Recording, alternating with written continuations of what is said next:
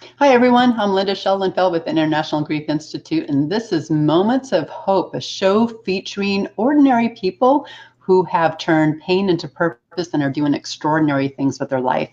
And before I introduce tonight's guest, I just want to share that we've got some super cool classes coming up on IGI University. Next week's class is Writing Through Trauma with Janae Bauer. And after that, we will be teaching the Managing Grief in the Workplace. And in January, we're starting the Corporate Bereavement Buddy certification. And you can find the links to all of those to join us at IGI University at university.internationalgriefinstitute.com. And you know, the holidays are just a few weeks away. And I know that the holidays are a very hard time for people who've lost a loved one. And some of you might remember following me last year when I did the 12 Nights of Kindness. And the 12 Nights of Kindness is a family tradition that we had for many years. And it was teaching my children about being messengers of kindness and joy and hope during the holiday season for people who were finding themselves facing life challenges. And last year, the family that we chose was a family where the wife was dying of cancer. And those of you who followed us, you remember how we got donations, and every night for 12 nights we delivered a little bag of kindness to their doorstep, knowing that this was going to be their very final holiday season with their loved one, Patty. And it really was just beautiful. It brought cheer to their hearts in a time that was emotionally challenging. And Patty did pass away 4 weeks after Christmas. And so for those of you that cheered us on as we delivered 12 Nights of Kindness to that family, thank you. It really meant the world to them. And this year, the family that we have chosen, actually the husband just passed away a week ago, unexpectedly. And so they will be the recipients of this year's 12 Nights of Kindness. And I'm teaching a class. It's a free live class for those of you who want to learn how to do it. It's super easy. It's something that we started with our kids years and years ago.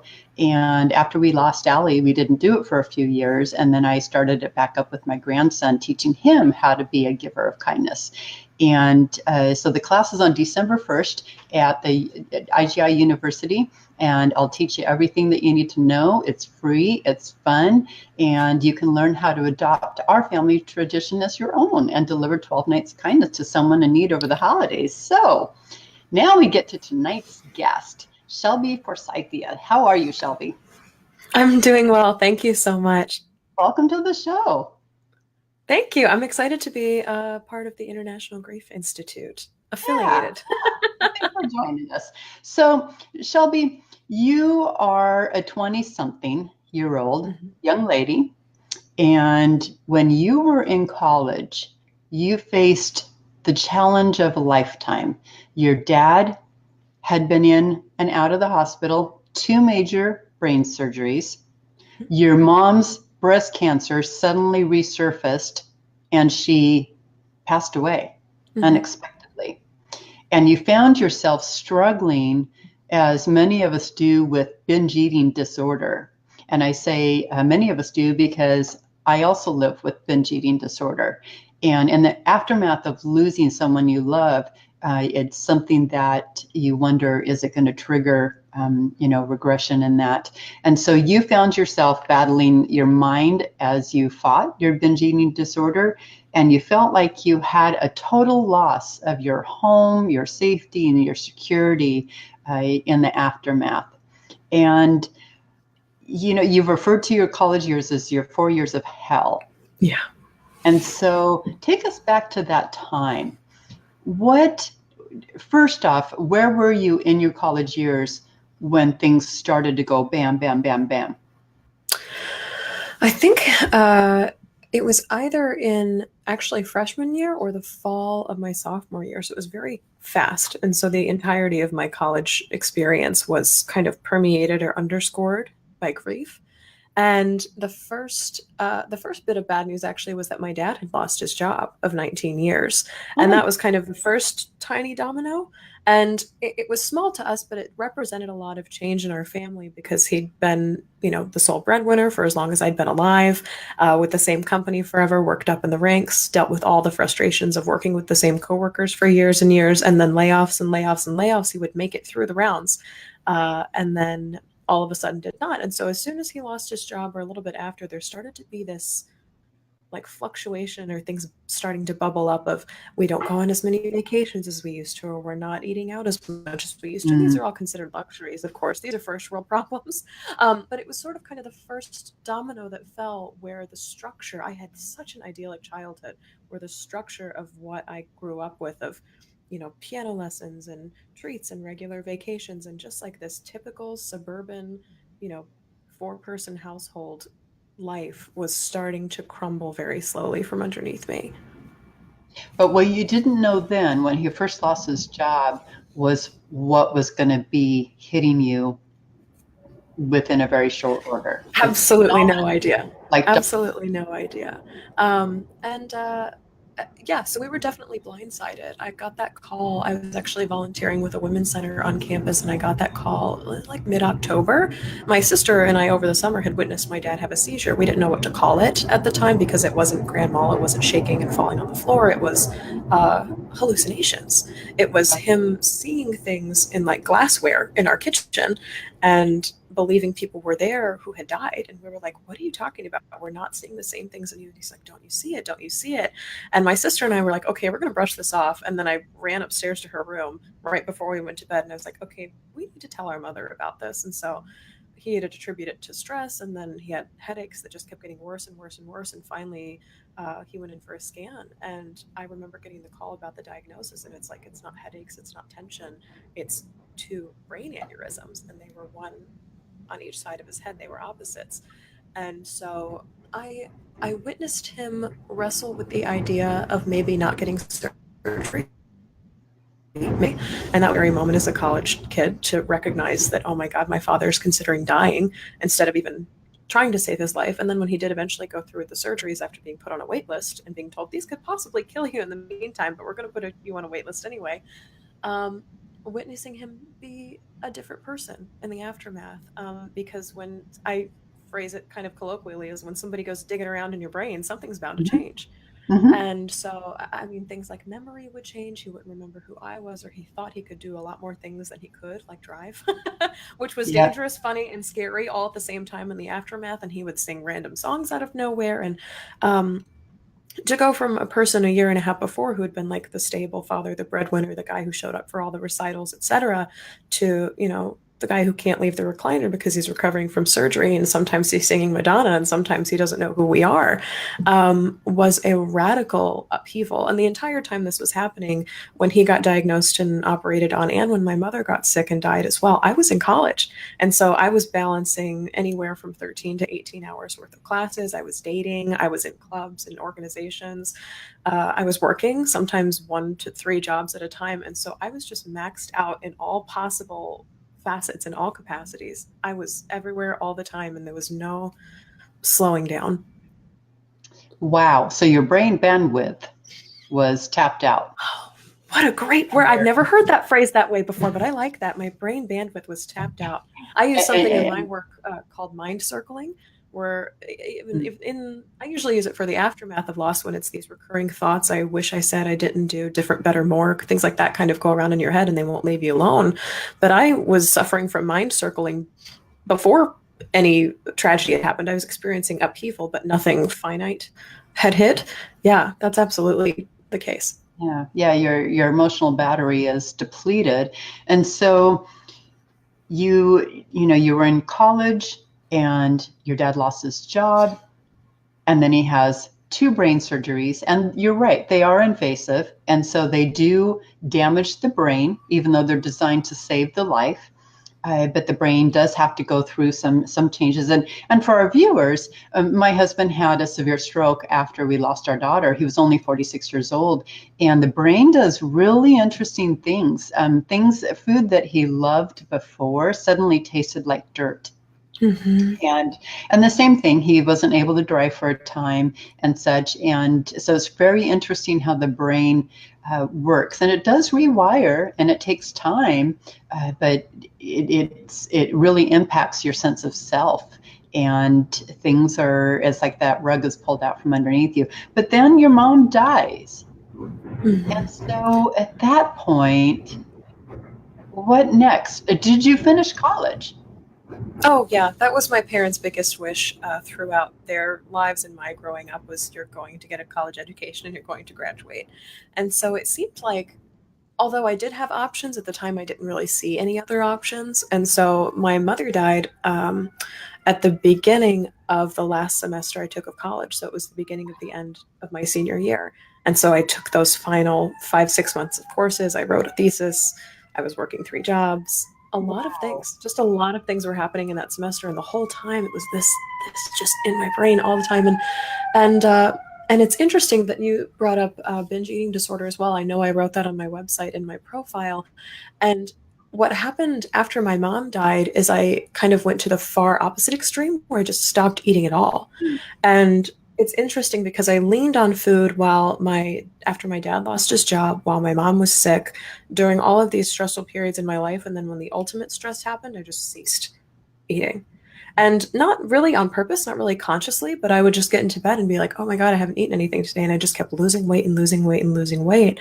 And it's interesting to think about now because I still don't have a full vocabulary for how I operated with food or how I continue to operate with food. But it's like before when things were starting to get unstable, I would substitute food for love. And then when that great motherly love was missing, it was like, and so here it is also missing in food. It's wild how it panned out. But one of the biggest things that people would come up and say to me in the aftermath of my mom's loss was, "Wow, you've lost a lot of weight. You've gotten very thin."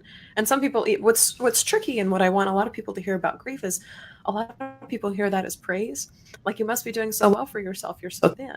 And I'm like, no, I am suffering. And I didn't really have words for that either. I'm like, no, I'm really struggling. I'm like, should I be happy about the fact that I'm not eating because my mother died?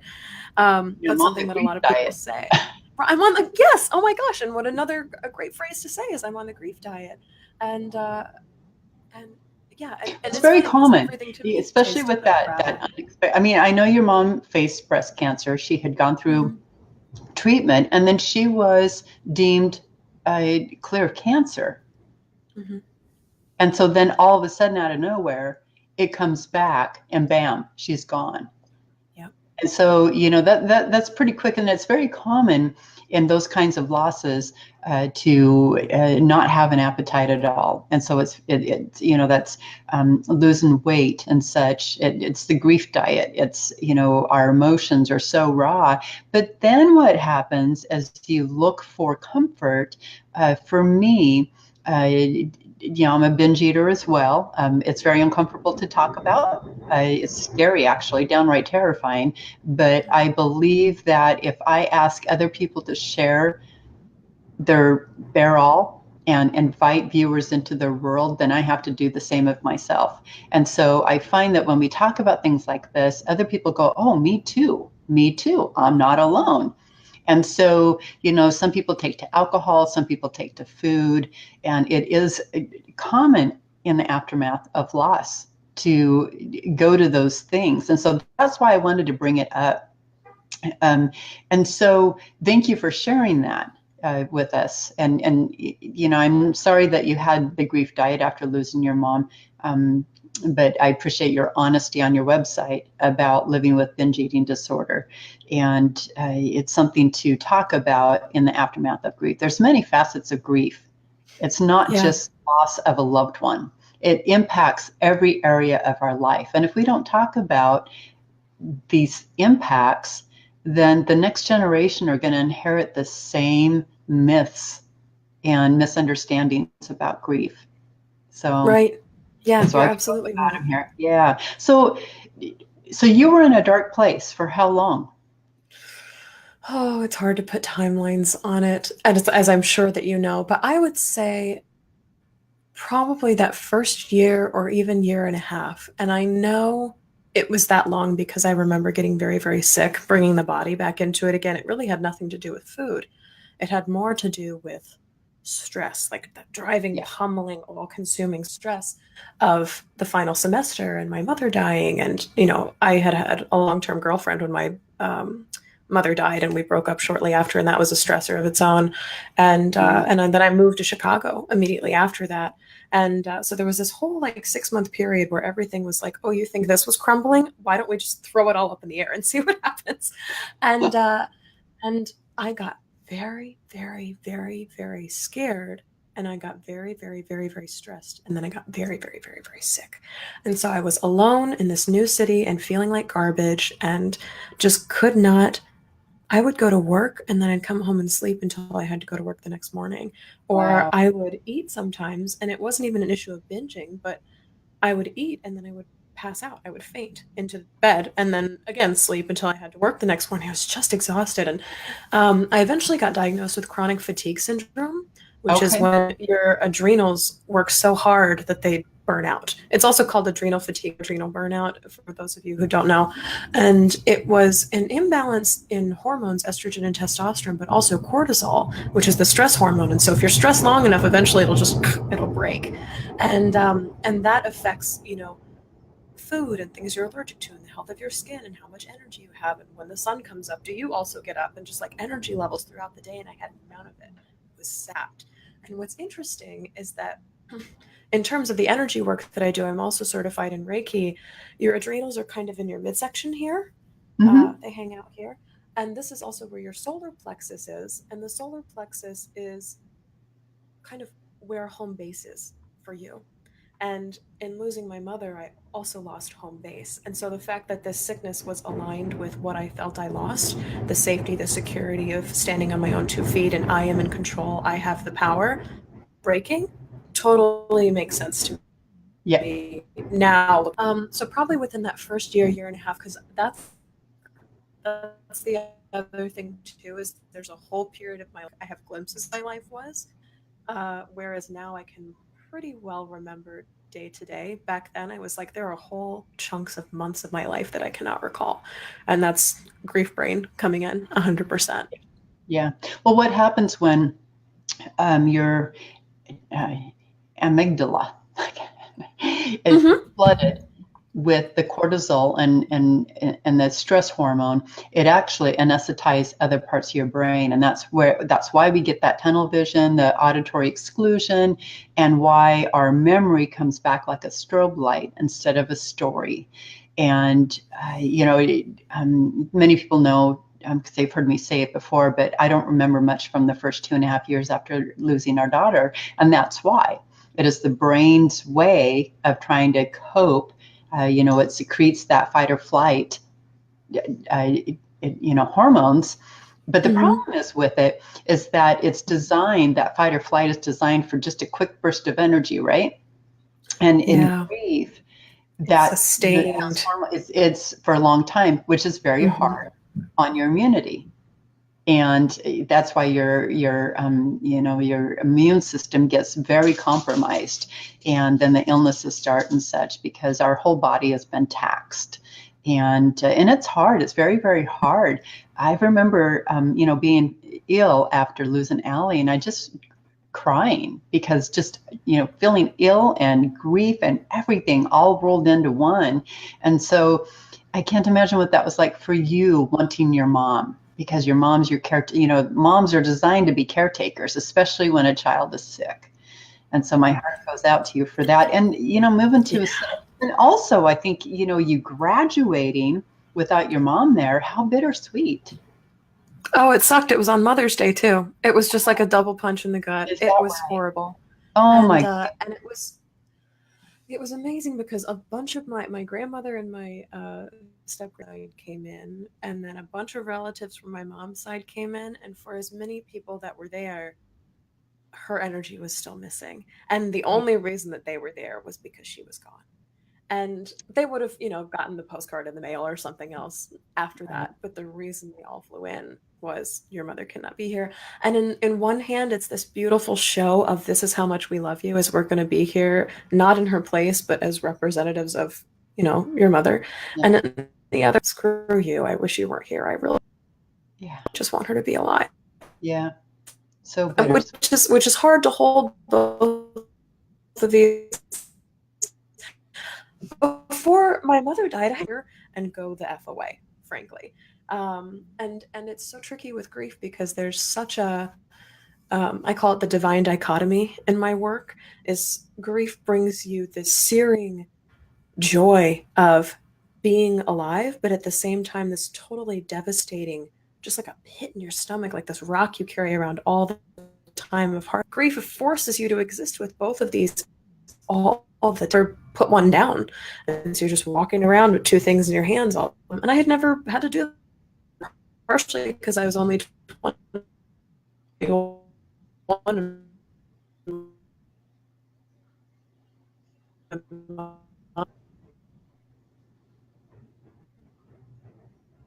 I think you froze up on me a little bit there. So sorry to our viewers if that happened to you as well.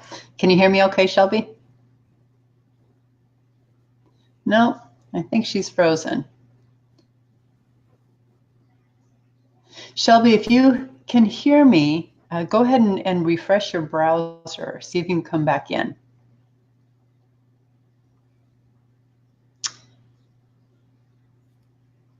Can you, I see you're moving now. Can you hear me? Oh, okay. I'll give her a minute here to come back in.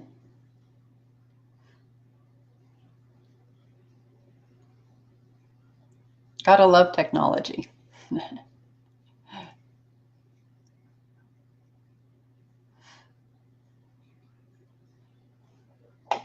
There she comes.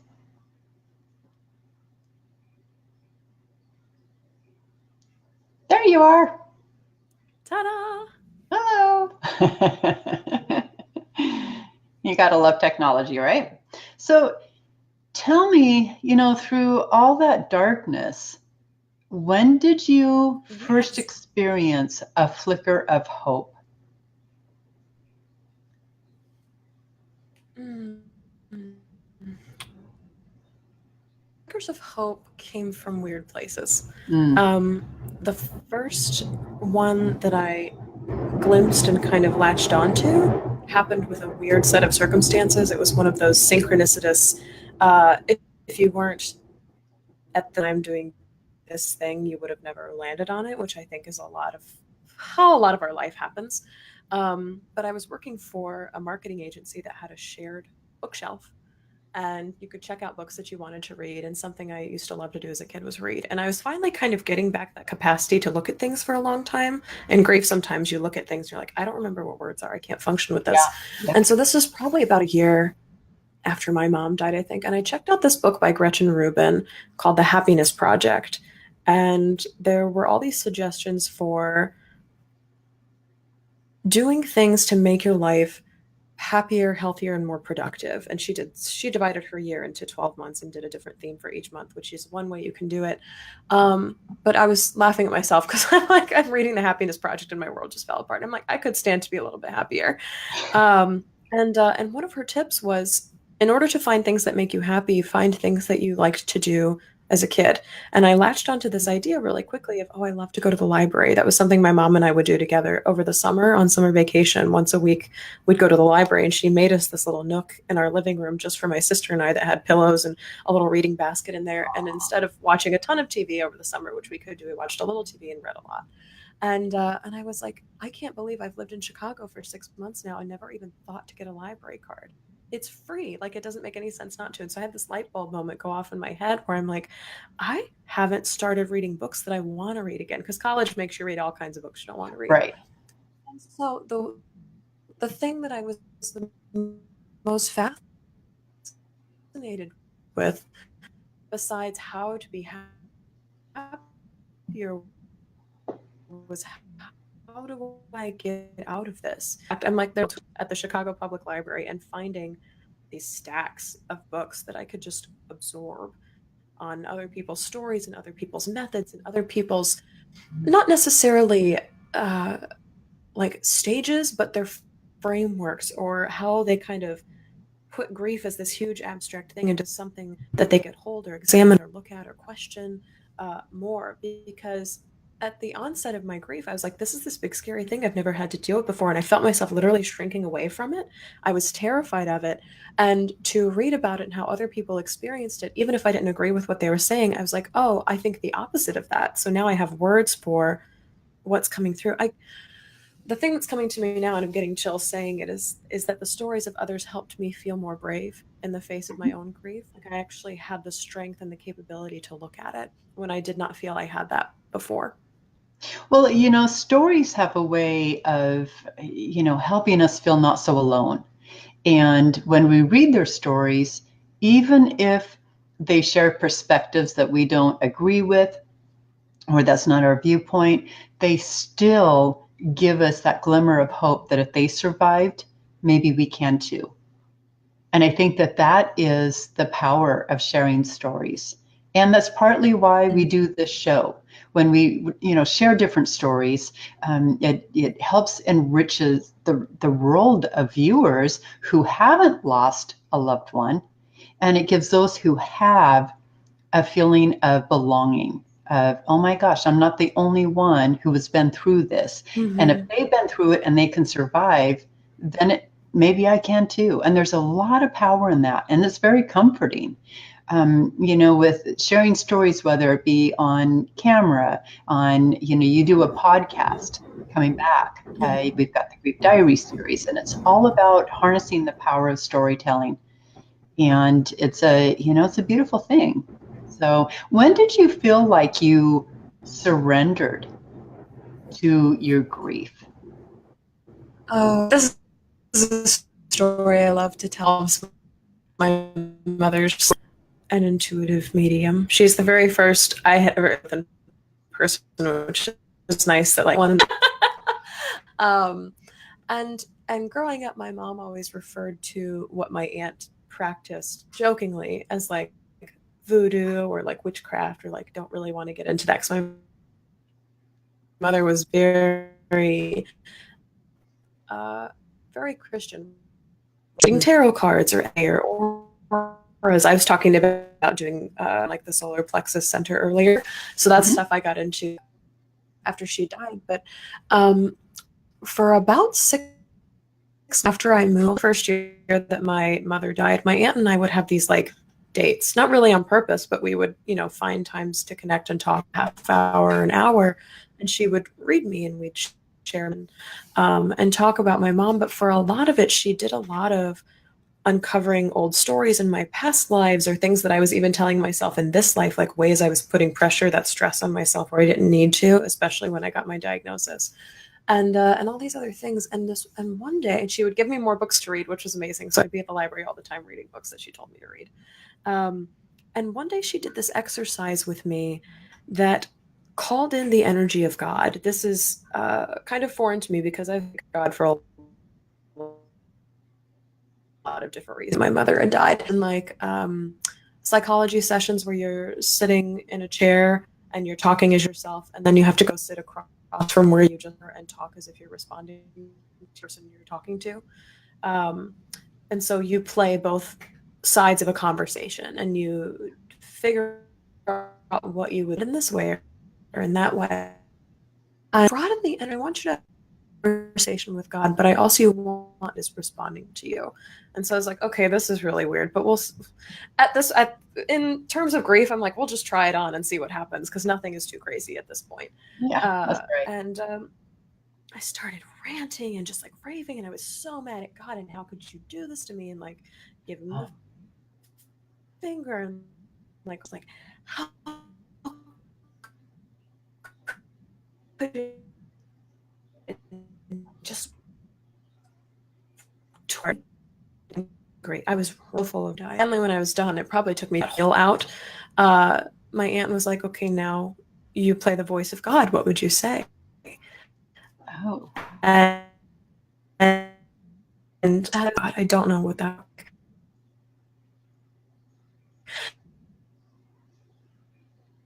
But I got very still, and I remember she closed my mouth.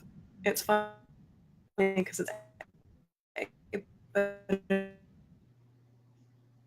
was would just, if God is not an entity that exists, I literally just felt this, oh, okay, there's something out there that wants to support me. Even if it's me talking to myself, there's another energy out there in the world that wants to not only listen to me rant and rave against it, but be there to embrace. And that's really, especially after my mother, that like painfully missing from my life is this energy of being held and comforted and almost like watched over, shepherded through a process. And it just blew my mind. And so that was the day that kind of, I mean, I woke up the next day with a smile on my face, but it was one of those things where I got this wisdom that can never be ungotten. Mm. And it was that there is something out there that wants to hold me and support me and see me through this, even if it is just me playing myself as God as myself. So that's Beautiful. the day that I can point to as being a key, like an unlock for me. Beautiful. Beautiful. And so after you lost your mom, what was your biggest fear? Oh, that's a good question. It's a fear that I still Big hold. role in the aftermath of loss for all of us. And so, but it's Mhm, unique mhm. to each of us as well. And I think sometimes if we are able to understand it and validate it and put it out there, it can be very healing for everyone. Mhm. I think there were probably three things. I'll think of the third one in a second because I always do things in three, but I can pull up two, and then there's a third one as well. The first one is I don't know if I can do this by myself. Mm. And that's just like a blanket fear across almost all griefs is I don't know if I'm going to survive this. I don't know if I'm going to live through this. I don't know if I will thrive through this. This inability, Sheryl Sandberg in her book Option B calls it the three Ps. And I don't right off recall what they are, but they're this is partially this is all my fault or this is something that I could have controlled. This is going to go on for the rest of my life and it's going to look exactly like this for the rest of all time. And so there's like perpetuality, personalization, and then there's one more that she talks about. And so I was literally swirling with those because grief was all I could see for the next Yep. 20,000 miles. Like there was no end in sight for me at all. And so I don't think I can do this alone was something that came through after she died.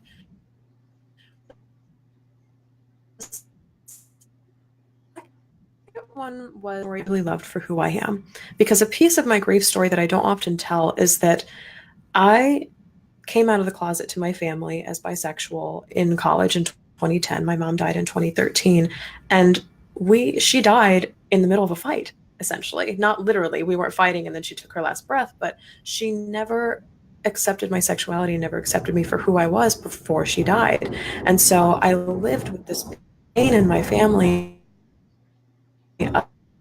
of should be waiting to never show up. And so we butted heads aggressively for a good. There was never resolution to that. And because there was no resolution, it wasn't, I don't have resolution about this one thing. It's that all of my relationships potentially will be unresolved for who I am because the person I needed it the most from died before she got there. Like, Oh my goodness. like that's big stuff. That's And huge. it's incredibly big. And then I think the third one was um, I don't know if I can do this alone. I don't know that anyone will ever love me. And then into that is I don't know that myself or anyone ever again in this. Because in the first couple months of my grief, I was not there for myself. I'm working on a book right now and I talk about the concept of self-abandonment. And we become such different people in the aftermath of loss that we don't recognize who we are and what we're made of anymore. And so in that fear, in that lack of recognition, we just ourselves away. And so we don't know how to be that I will. And abandon not just self-care, which is like the bathtubs and the soap and stuff, but looking ourselves in the eye and saying, this isn't going to support you through this, totally leave ourselves and take a bus somewhere else. We just detach.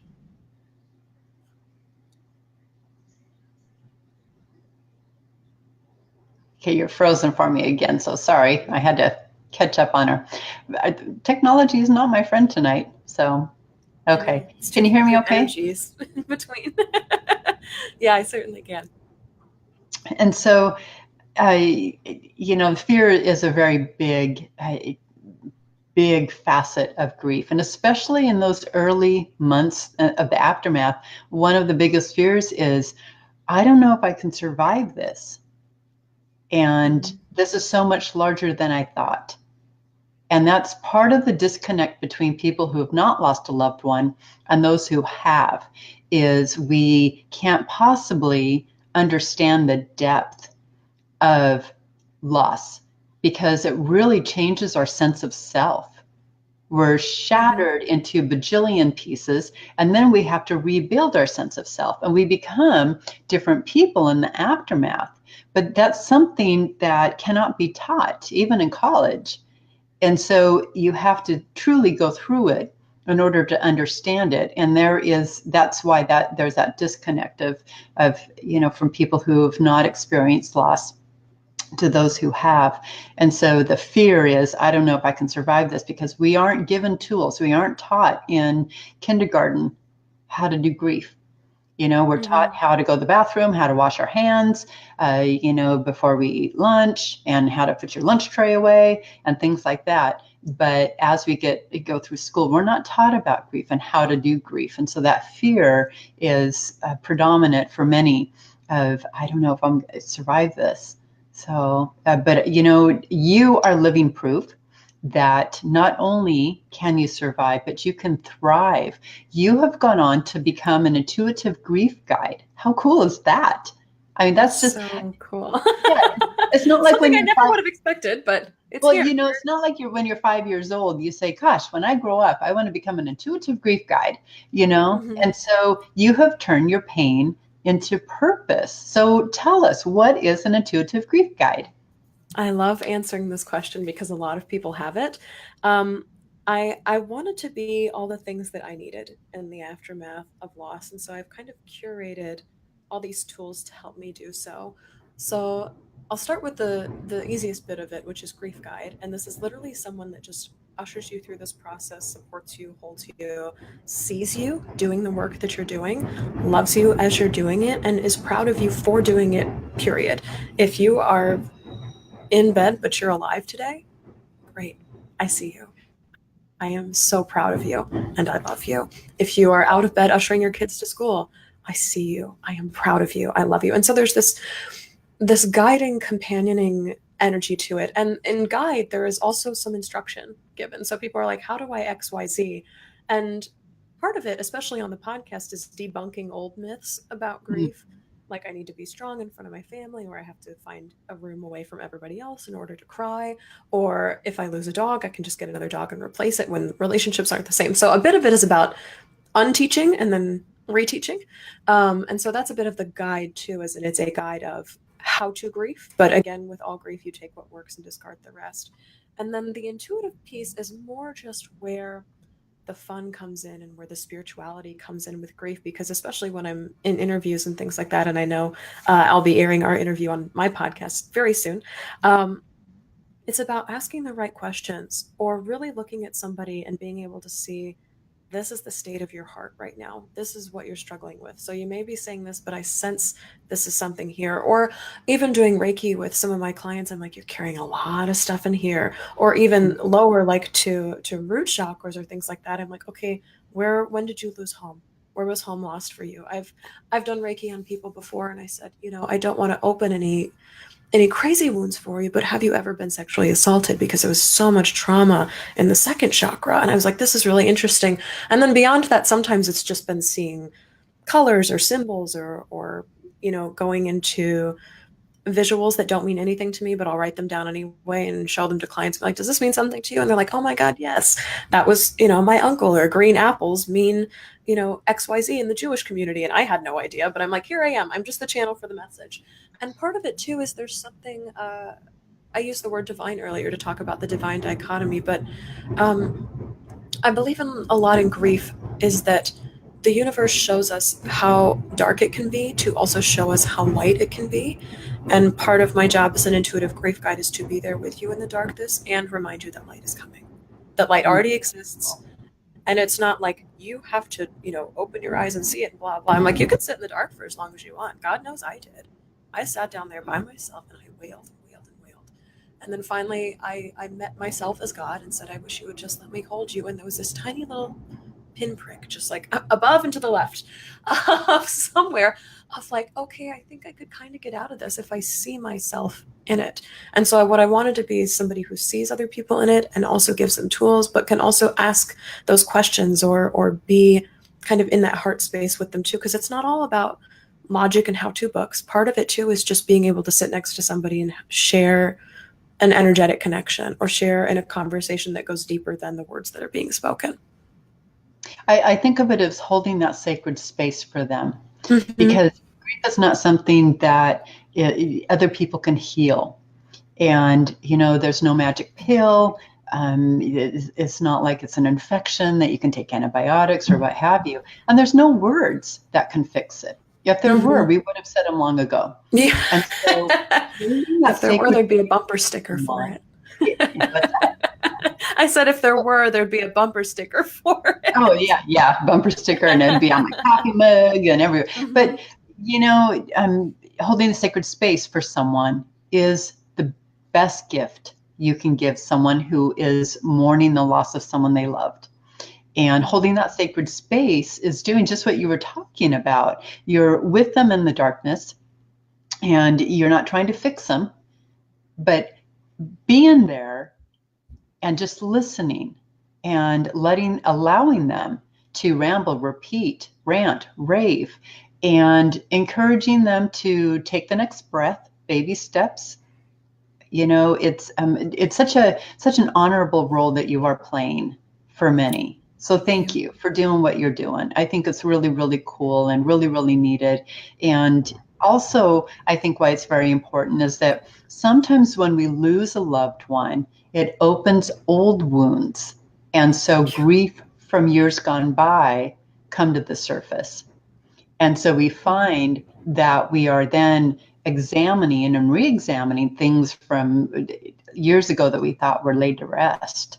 And grief is such a complicated, complex journey on so many levels. And so you being an intuitive grief guide is just perfect, just beautiful. So thank you for doing that. And so my final question to you is, today you're 5 years in from losing your mom and walking through the belly of hell, and you are now doing wonderful things even though your heart still misses your mom.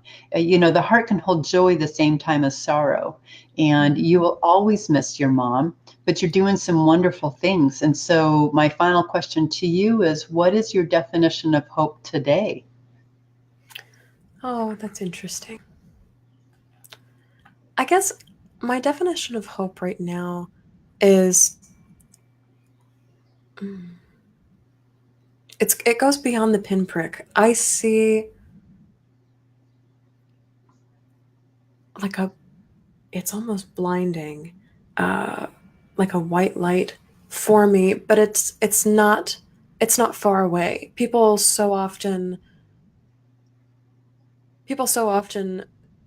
attribute like a white light to the end of life. Like I'll achieve joy, I'll achieve hope, I'll achieve, what I success, whatever it is, somewhere way off there in the future.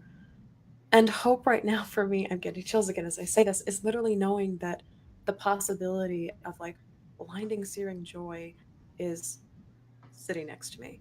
Like it's not a pinprick that I have to do some manual work to kind of get to the surface of. It's not something that exists way off in the future. Hope is an acknowledgement that A, things are good right now, and there are better things that I have no comprehension of that are yet to come. And this is so hard to say 5 years out, because if I if I told this to myself 5 years ago, I would have been like, yeah, right, I'm suffering now and there's Right. nothing you can do about it. And so it's hard to use the word hope with grief, especially in the acute aftermath of it. But now I see hope as something that I carry with me internally or even sits next to me, not something that I have to go out and find. Right. Right. Beautiful. Well, without grief, there would be no need for hope. You're And right. so hope is, knowing that one day it won't always be so raw. And it's hard to believe that in the very beginning. When you're in that acute stage of grief, it's hard to believe that life will ever be anything other than this horrendous pain. But over time, that rawness does soften. It really does. And your coping skills strengthen. Who knew?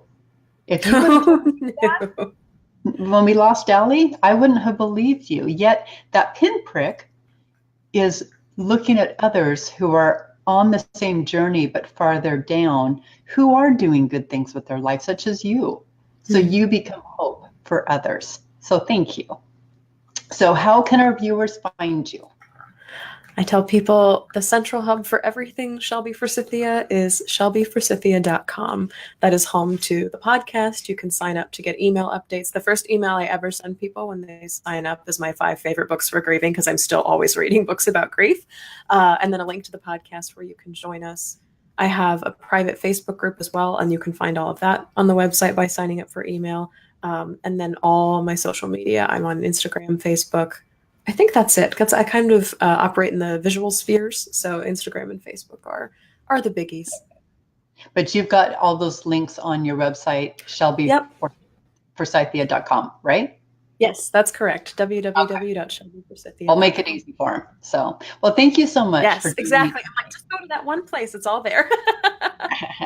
Well, thank you so much for joining me tonight, Shelby. It's an honor to see you in action, and you're such a beautiful young lady doing beautiful things.